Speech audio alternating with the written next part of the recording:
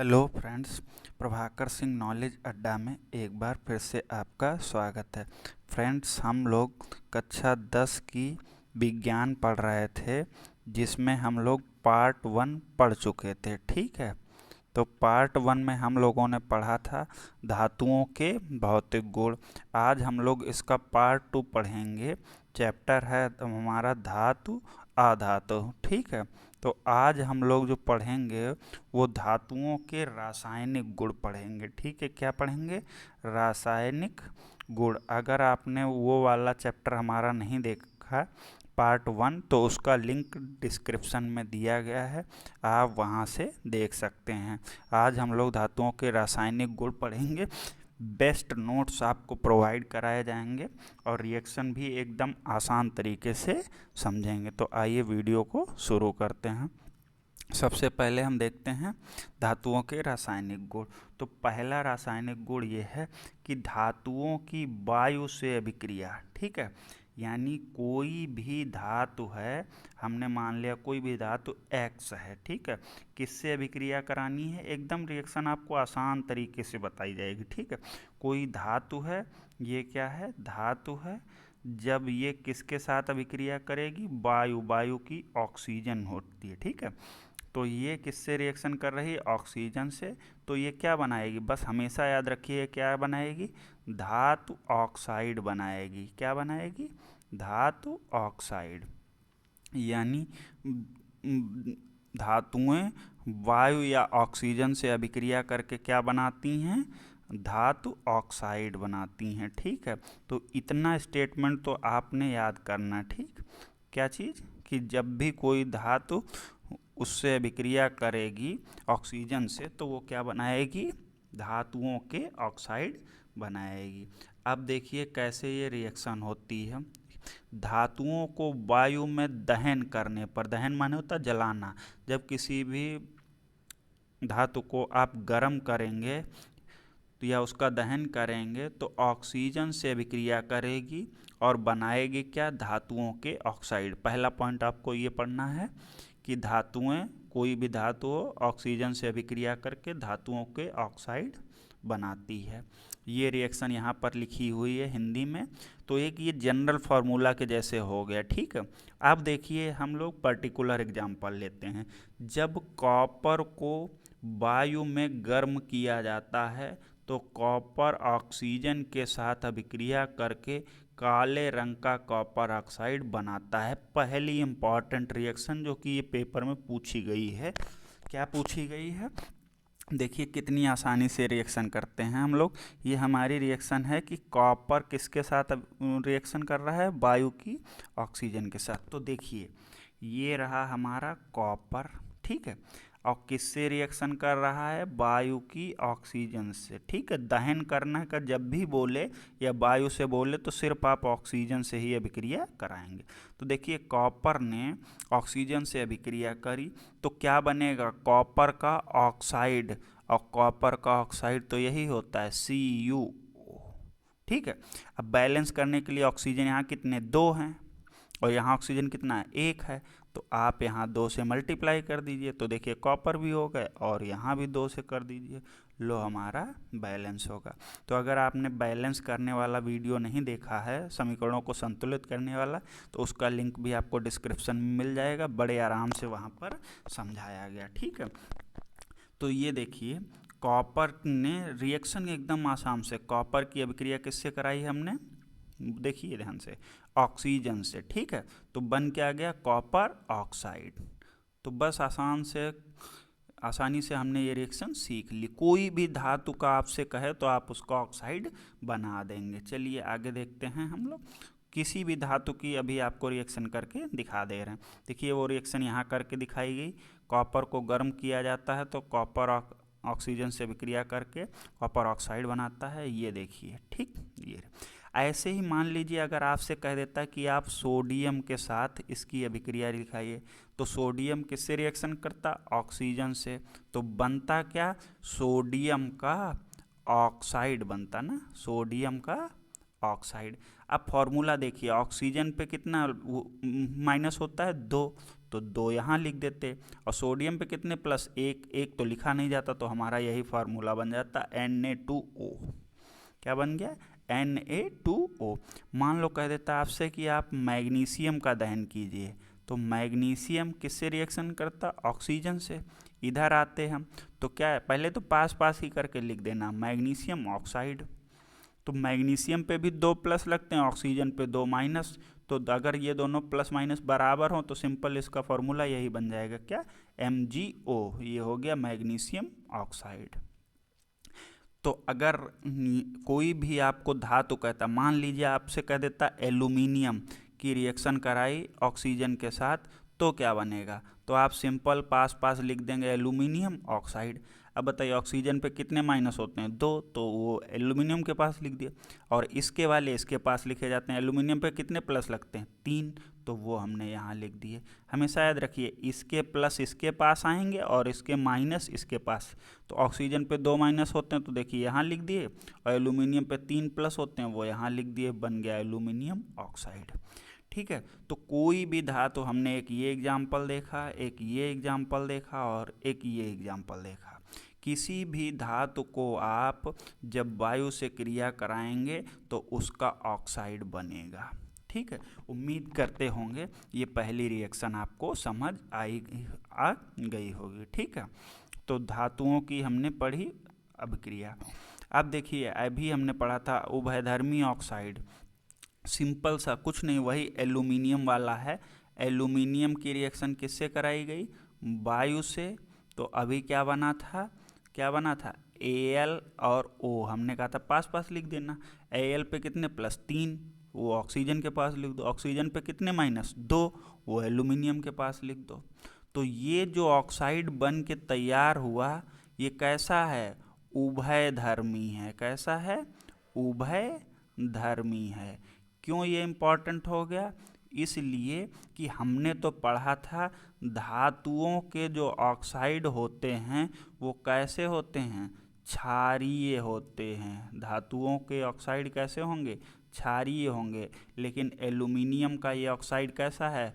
उभयधर्मी है, इसलिए ये इम्पॉर्टेंट है। ठीक है, तो ये पॉइंट आपने समझ में आया। तो बस वो उसी चीज़ को यहाँ लिखा गया कि एल्यूमिनियम का वायु की उपस्थिति में दहन करने पर क्या बनता है? Aluminium oxide. ये देखिए ये बना है, जो कि उभयधर्मी प्रकृति का है। उभयधर्मी होने का मतलब अब क्या हो गया? ये अम्ल से भी रिएक्शन कर सकता है और ये क्षार से भी रिएक्शन कर सकता है, क्योंकि यह धातु का ऑक्साइड क्षार और अम्ल दोनों के साथ अभिक्रिया करके लवण और जल बना सकता है। ये रही रिएक्शन। तो आपको इतना सब नहीं करना है, बस याद रखना उभयधर्मी ऑक्साइड क्या होता है? एल्यूमिनियम का ऑक्साइड जो होगा वो उभयधर्मी होगा। ठीक, अब देखिए ये इम्पॉर्टेंट टॉपिक है, ये पेपर में आया हुआ भी है। क्या कि एल्यूमिनियम धातु को वायु में खुला छोड़ देते हैं। मान लीजिए ये एल्यूमिनियम की कोई रॉड है, इसको आपने वायु में खुला छोड़ दिया, तो ये क्या होगा? इस पर हम ये एल्यूमिनियम वायु से रिएक्शन करने लगेगा, और वायु से रिएक्शन करने के बाद क्या होगा कि इस पर क्या ऑक्सीजन की, एल्यूमिनियम ऑक्साइड की पतली सी परत बन जाएगी। इसके ऊपर एल्यूमिनियम ऑक्साइड की एक और परत चढ़ जाएगी। तो ये क्रिया करके क्या बना लेगा? एल्यूमिनियम ऑक्साइड, और उसकी पतली सी परत इसके ऊपर चढ़ जाएगी। अब क्या होगा? एक बार अगर इसके ऊपर परत चढ़ गई एल्यूमिनियम ऑक्साइड की, तो अब इस पर किसी भी चीज़ का प्रभाव जल्दी नहीं होगा, यानी इसका संक्षारण नहीं होगा। तो एल्यूमिनियम ऑक्साइड की बनी हुई परत इसके संक्षारण को रोकती है। ठीक है, इस परत का विद्युत अपघटन करने की प्रक्रिया को क्या कहते हैं? एनोडीकरण कहते हैं। ये जो परत बन गई, अब इसका आप अगर विद्युत अपघटन करेंगे तो उस प्रक्रिया को क्या कहते हैं? एनोडीकरण। तो एनोडीकरण पेपर में एक बार पूछा गया। सिंपल सा आप क्या बताएंगे?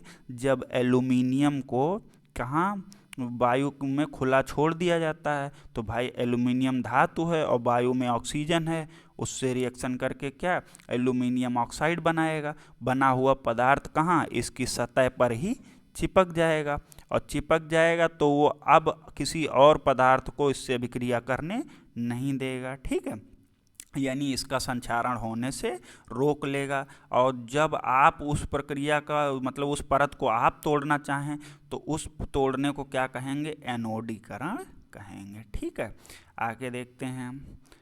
अगर देखिए अगला रिएक्शन क्या है? धातुओं की अम्लों से अभिक्रिया। बहुत आसान सी है। जब भी कोई धातु किसी अम्ल के साथ अभिक्रिया करेगी तो वहाँ से हाइड्रोजन गैस निकलेगी। वेरी इंपॉर्टेंट है।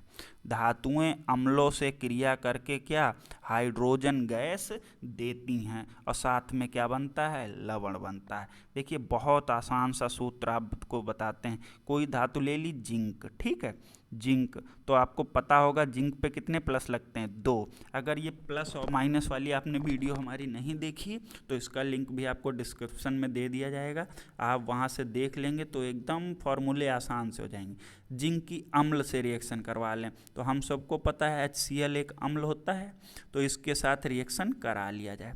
तो अपने दिमाग में रखिएगा जिंक पे कितने प्लस लगते हैं? 2, Cl पे 1 माइनस लगता है और हाइड्रोजन पे 1 प्लस। तो इधर देखिए यहाँ जिंक और Cl आपने पास पास लिख देना है। ठीक, तो जिंक पे कितने प्लस लगते हैं? 2, तो वो वाले प्लस आप यहाँ लिख दीजिए। Cl पे कितने माइनस? 1, तो वो 1 तो लिखा नहीं जाता, तो ये क्या बन गया हमारा? ZnCl2। और साथ में क्या होगा? आप पहले इसको बैलेंस करिए। Cl कितने हैं? 2, तो यहाँ पे तो 1 ही है, तो यहाँ क्या करें? 2 से मल्टीप्लाई कर दें। अब ZnCl2 बन गया। अब देखिए 2 हाइड्रोजन बचे, तो 2 हाइड्रोजन आपस में मिलके क्या बना लेंगे? H2 बना लेंगे, और यही हाइड्रोजन गैस के फॉर्म में बाहर निकल जाएगी। ठीक है, बड़ी आसानी से हम लोग इसको समझ सकते हैं। ठीक है, कोई भी धातु किसी भी अम्ल से अभिक्रिया करके क्या करेगी? हाइड्रोजन गैस निकालेगी।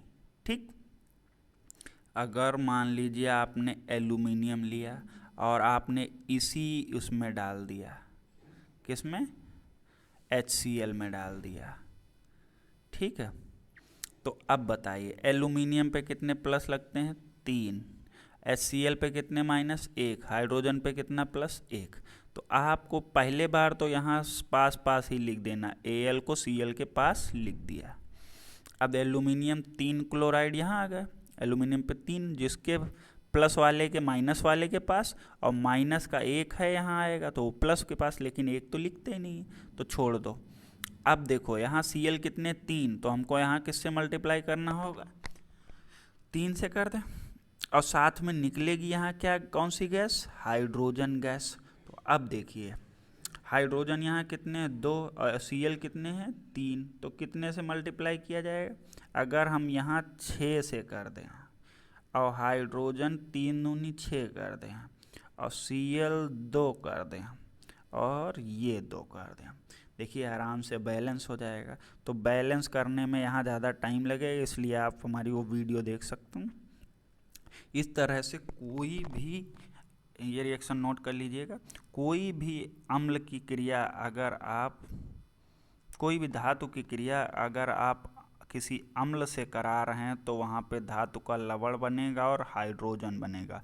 तो सबसे पहले आप हाइड्रोजन बना दीजिए कोई भी, जैसे मैग्नीशियम की के लिए मान लीजिए रिएक्शन हमने करा दी H2SO4 के साथ। ठीक, ये भी एक अम्ल है, तो मैग्नीशियम की रिएक्शन किससे करा रहे हैं? H2SO4 के साथ। तो मैग्नीशियम पे कौन सा होता है? प्लस, इस पे क्या होते हैं? 2 माइनस, और इस पे क्या होता है? प्लस। तो अब बताइए Mg किसके साथ रिएक्शन करेगा? माइनस वाले के साथ। तो ये माइनस तो यहीं पे है ना, ये देखिए कलर चेंज करके दिखाते हैं, यही तो है माइनस, तो ये आ जाएगा SO4, तो हमारा बन गया MgSO4, और साथ में कौन निकल जाएगा? हाइड्रोजन। ये देखिए यहाँ बैलेंस अपने आप हो गई। तो बस यही याद रखना, सभी धातुएं अम्लों से क्रिया करके हाइड्रोजन गैस निकालती हैं और साथ में लवण भी बनता है। तो उम्मीद करते हैं ये दोनों रिएक्शंस आपको समझ आई होंगी। ये देखिए यहाँ पे हम आपको कुछ और उदाहरण दिखा रहे हैं, जैसे धातुओं की हाइड्रोक्लोरिक अम्ल यानी HCl से अभिक्रिया देखिए किससे कौन से अम्ल से अभिक्रिया कराएं, HCl से। जब धातु की हाइड्रोक्लोरिक अम्ल से अभिक्रिया होती है तो धातु का क्लोराइड बनता है और हाइड्रोजन गैस बनती है। सिंपल सा, धातु प्लस HCl यानी धातु का क्लोराइड बनेगा और हाइड्रोजन गैस निकलेगी। अभी हम लोगों ने किया है, देखिए आसानी से एक रिएक्शन करके कहते हैं। आपने सोडियम लिया और इधर कौन लिया, HCl अम्ल लिया। तो हमको पता है सोडियम पे 1 प्लस लगता है, Cl पे 1 माइनस और हाइड्रोजन पे 1 प्लस। तो देखिए ध्यान से, ये प्लस किसके साथ रिएक्शन करेगा, इस माइनस के साथ। तो यहाँ क्या बनेगा, Na और Cl, और ये क्या होगा, हाइड्रोजन गैस निकलेगी। तो हाइड्रोजन गैस H2 के रूप में निकलती है। बैलेंस कर लीजिए, यहाँ हाइड्रोजन कितने, 2, तो 2 से यहाँ मल्टीप्लाई कर दीजिए। अब यहाँ Cl कितने हो गए, 2, तो 2 से यहाँ मल्टीप्लाई कर दीजिए। अब Na यहाँ कितने हो गए, 2, तो 2 से यहाँ मल्टीप्लाई कर दीजिए। देखिए इक्वेशन हमारी बैलेंस हो गई। कोई भी धातु से अभिक्रिया कराए तो फिर वहाँ क्या बन जाएगा, उसका क्लोराइड बनेगा और साथ में हाइड्रोजन गैस निकलेगी। फ्रेंड्स ये एकदम बेस्ट नोट हैं, आप इनको नोट्स करके अपनी तैयारी को अच्छा कर सकते हैं। और हमारे चैनल से जुड़ के लगातार साइंस की क्लासेस होंगी, आप अपनी तैयारी को अच्छा कर सकते हैं। सारे इंपॉर्टेंट पॉइंट को यहाँ इंक्लूड किया गया। अब देखिए आगे, कॉपर, सिल्वर और सोना की कम सक्रियता के कारण ये धातुएं अम्लों से कोई क्रिया नहीं करती। वेरी इंपॉर्टेंट पॉइंट है ये, नाम आपको ध्यान रखने हैं, ठीक है। कौन कौन, कॉपर, सिल्वर और सोना, ये कम सक्रिय धातु होने के कारण तनु अम्लों से कोई रिएक्शन नहीं करती हैं। वेरी इंपॉर्टेंट पॉइंट फ्रेंड्स, आप अगर कंपटीशन के लिए भी पढ़ रहे हैं तो ये पॉइंट बड़े इंपॉर्टेंट हैं, वहाँ आप अपनी तैयारी को और अच्छा कर सकते हैं। आइए अगला पॉइंट पढ़ते हैं। एक अम्ल हमने अभी पढ़ा था HCl, दूसरा अम्ल है नाइट्रिक अम्ल। क्या उसका फॉर्मूला होता है, HNO3। तो देखिए धातुओं की नाइट्रिक अम्ल से अभिक्रिया करा रहे हैं तो देखिए यहाँ पे क्या होता है, जब मैग्नीशियम या मैंगनीज धातुओं की क्रिया नाइट्रिक अम्ल से होती है तो धातुओं के नाइट्रेट बनते हैं और हाइड्रोजन गैस बनती है। सिंपल सा, आपको हाइड्रोजन गैस तो बनानी ही बनानी है। तो देखिए मैग्नीशियम लिखा, बहुत आसानी से आपको रिएक्शन समझाएंगे। मैग्नीशियम लिखा, किससे रिएक्शन करा रहे हैं, HNO3 से करा रहे हैं। तो देखिए ध्यान से, आपको क्या करना, मैग्नीशियम पे कितने प्लस लगते हैं, कुछ नहीं याद करना है, मैग्नीशियम पे 2 प्लस, ये ध्यान रखिएगा, कितने प्लस, 2 प्लस। और H पे कितने प्लस, 1 प्लस। तो NO3 पे क्या लगता है, 1 माइनस। तो पहला काम तो करना है आपको, ये प्लस किससे रिएक्शन करेगा, इस माइनस से। तो इनको पास पास लिख दीजिए, MgNO3, ये लिख दिया। और इसमें क्या बनता है, हाइड्रोजन गैस निकलती है, वो हमने यहाँ बना दी, ठीक। तो बोलो Mg पे कितने प्लस हैं, 2, तो उनको क्या किया आपने, यहाँ लिख दिया, 2 बन गए। और इस पे 1 है, 1 यहाँ लिखना चाहिए, वो तो लिखते ही नहीं। तो हमारा फार्मूला क्या तैयार हो गया, देखिए MgNO3 के बाहर 2, यही तो फार्मूला बना है, MgNO3, यही फार्मूला किसका होता है, मैग्नीशियम नाइट्रेट का। और देखिए साथ में ये कौन निकला, हाइड्रोजन गैस। तो H यहाँ कितने यूज हुए, 2, तो आप सिंपल से यहाँ 2 लगा दीजिए। नाइट्रेट भी देखिए 2 अपने आप बैलेंस हो गए और मैग्नीशियम पहले से ही बैलेंस है। तो ये रिएक्शन को यहाँ पे भी देख सकते हैं, मैग्नीशियम और ये नाइट्रिक अम्ल, मैग्नीशियम नाइट्रेट H2, ठीक। तो फ्रेंड्स ये थी 2 केमिकल प्रॉपर्टीज़ जो आज हमने पढ़ी हैं। हम लोग थोड़ा थोड़ा करके पूरा सिलेबस कवर करेंगे और इससे आपको ज़रा सा भी प्रॉब्लम नहीं होगी। एक इम्पॉर्टेंट बात बताना चाहते हैं, अगर आपको रिएक्शन नहीं समझ में आती है तो उसको देखिए कि किसके ऊपर कितने प्लस लगे हुए हैं। तो ये कुछ चीज़ें हम अभी फिर से बता दे रहे हैं।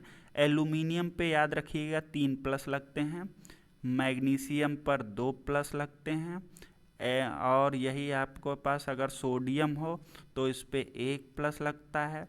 Cu इस पे अभी वैसे तो 2 भी लगते हैं, 1 भी लगता है, पर आप 2 याद रखेंगे। Fe पर भी 2 प्लस भी लगते हैं, 3 प्लस भी, पर आप ये याद रखेंगे। इसी तरह कुछ माइनस वाले होते हैं, तो हमेशा याद रखिए SO4 पे 2 माइनस, NO3 होता है इस पे 1 माइनस, Cl होता है इस पे 1 माइनस, CO3 होता है CO3 इस पे 2 माइनस। इस तरह से अगर आप ये प्लस माइनस वाले याद कर लेते हैं तो रिएक्शंस आपके लिए बाएं हाथ का खेल हो जाएंगी। ठीक है, कोई भी रिएक्शन आपको रटनी नहीं पड़ेगी, बस हमेशा याद करना कि कोई प्लस वाला रिएजेंट है वो रिएक्शन किससे करेगा, माइनस वाले से। ठीक है, और प्लस माइनस को आप साथ में मिला दीजिए। जैसे एक एग्जांपल इसका आप स्क्रीनशॉट ले लीजिए, उसके बाद आपको आगे दिखाते हैं। देखिए कितनी आसानी से रिएक्शन हो जाएगी। जैसे आपने एक एग्जांपल लिया, हमने लिया HCl और साथ में लिखा NaOH। तो अगर आपको ये रिएक्शन बिल्कुल नहीं आ रही है तो देखिए कैसे हो जाएगी। अभी पढ़ा, H पे प्लस होता है, Cl पे 1 माइनस, और Na पे 1 प्लस होता है और OH पे 1 माइनस। अब हमेशा याद रखिएगा प्लस वाला किसके साथ रिएक्शन करेगा, माइनस का। तो हमने ये प्लस ले लिया, 1 माइनस से तो अभी रिएक्शन कर ही चुका है, अब किसके साथ करेगा, माइनस वाले के साथ। तो याद रखना H और OH मिलके क्या बन जाएगा, H2O। ये होता है H और OH मिलके हमेशा जल बनाते हैं। अब ये माइनस किसके साथ रिएक्शन करेगा, प्लस वाले के साथ।